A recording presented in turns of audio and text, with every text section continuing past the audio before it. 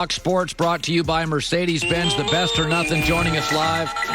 So I want to talk a little, the Clippers are complaining, not the Clippers per se, but their fans are complaining, about the out-of-bounds call, and it wasn't called. And my takeaway is I'd rather officials not go to replay on that. But if you do, and a crew decides to, well, then you have to get it right. And you might as well go with what the camera says, not what we think it should be. But I wasn't bothered by the fact that the officiating crew didn't go to the replay on that, because in the NFL and baseball, we know that different crews have different styles. Some NFL crews call holding constantly. Some call pass interference more often. Some baseball umpires have a bigger strike zone. Why can't the Game 4 crew, why can't they just decide, guys, we're not going to go to replay on that call? We're just going to give it to the offense. Is that wrong? Well, let me start here by saying, for the Clippers and their fans, when you are the best free throw shooting team in NBA history, and then you go ahead and shoot 66% from the foul line, 65% in that game, blame yourselves. And you lose a 4-point game at home. Blame yourself, so don't blame the officials. However, Colin, I hear what you're saying, and you're right. Obviously, they're different crews. But what made it so egregious to many people is just that, a couple games before, the same exact play had happened and it went the other way. I hate blaming officials. I'll go out of my way not to blame the officials if I can. But I did look at that and say, man, it just seems unfair. Because it was the same exact play as the ball off Devin Booker's hands in Game 2. And then the Chris Paul phantom foul.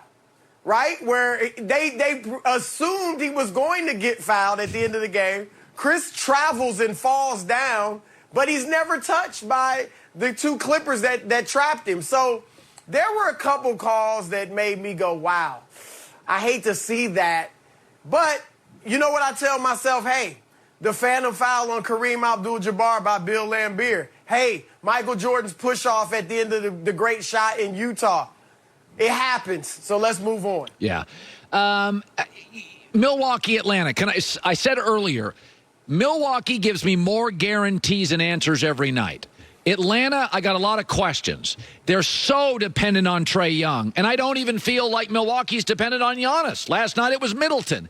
We know Milwaukee's the better team here, right? Like that can be stated this morning. That's right. A better team, right? Absolutely. Absolutely. Look, Atlanta, and I love what Trae Young is doing. I think he looks like a future superstar. But I also get this Miami in the bubble vibe, right? Like, would you be surprised if next year they're the 7th seed? No.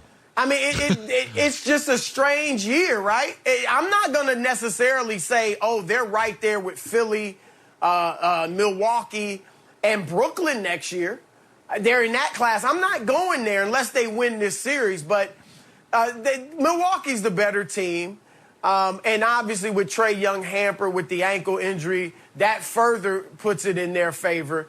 Chris Middleton, when he gets hot and he gets going, he is very tough. Now, he's not a perennial all-star type player, and that's why you see the inconsistencies. He was bad in games 1 and 2. 6 for 23 in game 1 at home.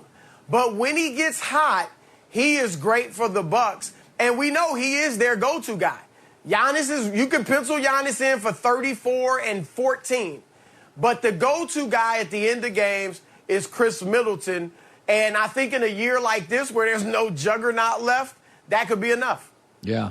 So let's get to we have the Olympics this year. And we know with the Redeem team, LeBron played with Bosh and Wade. Then they became teammates. 2016, KD, Kyrie, and DeAndre Jordan played together. They became teammates. Dame, for the first time ever, is unhappy and going to the Olympics. It just screams opportunity to kind of connect with somebody. What would be your guess today? Because, I do think after 9 years, he's going to have a lot of guys in his ear say, dude, it's Portland. It's one and done. You got to move. And I listen, we're all capable of being persuaded. That's not a weakness. We're all capable of that. I think he's going to move. Is there a team or two where it works for you? Yeah, there are a few teams where it works, and I believe he's taking these next 4 weeks to kind of ponder his whole situation and think about what he wants to do. He'll listen to guys. He obviously is his own man. I don't think he's fully embraced the super team situation yet. Like, I don't know that he really wants to go and be a part of a super team. I think he still wants to be kind of the man or have other guys join him. And that's why one team to look for, just keep an eye on, I'm not saying it's definitely happening, but just to keep an eye on is the New York Knicks. Because they've got the cap room where they could bring in Dame. Obviously, they got young players. They got draft picks. They could try to trade for him. And then they have cap room where they could bring in another star or two, depending on what they did with Julius Randle. So that's a situation to just keep an eye on. But if I'm Dame Lillard myself, Colin, I'm looking at Philadelphia. And I'm saying that's where I want to go. I want to go play with Joel Embiid. I think they would be phenomenal.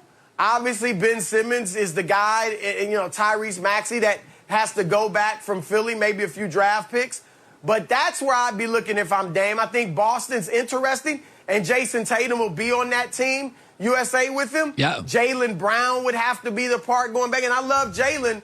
But, Boston's played this game of we're young, we're not giving up anything for years now, right? Right. And it's not worked out. Go ahead and try to get it done now. So I think that's something to watch for as well. Some people have thrown out Golden State. Would Golden State try to have Steph, Clay, and Dame? Now, that would be interesting. And let me throw this at you, Colin. I think this is what Dame is going through. He has nothing but respect for Steph Curry. Right. But I guarantee you, he believes in his heart of hearts, he's as good as Steph Curry.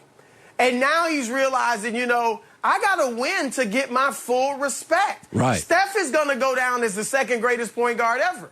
Where's Dame right now? As we all would probably say, he's right there with Steph or close.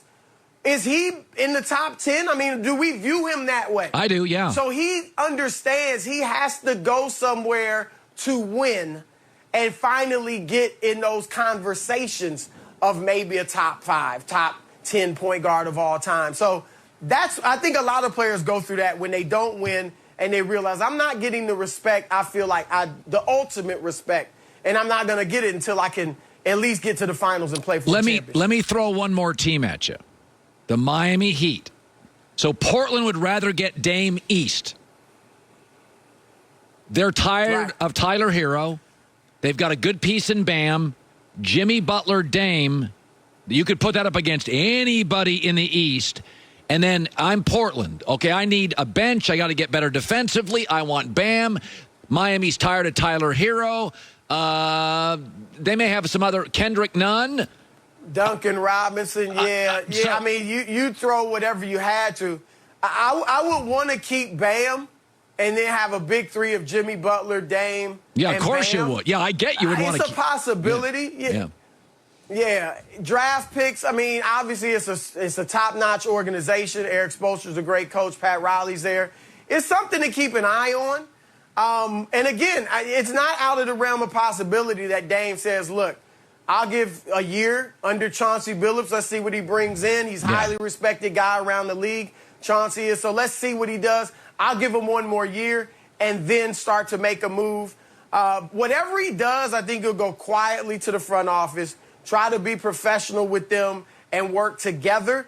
If that doesn't work, it's hard to see him going James Harden, but in the future, maybe it will have to come to that for him to get out of there. We'll see. Good stuff, Chris Broussard. Good seeing you, bud. Appreciate it.